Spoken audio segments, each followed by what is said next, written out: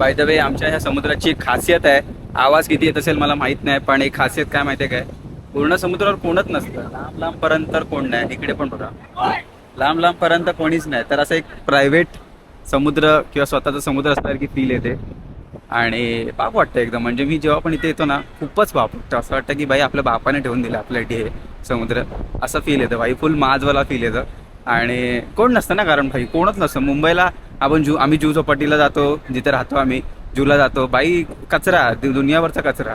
पण इकडे तसं काय नाही. हां, एक गोष्ट आहे की जसं मगाशी मी अपील केलं की कचरा टाकू नका, बाकी यार हे असं असं आहे ना इकडे.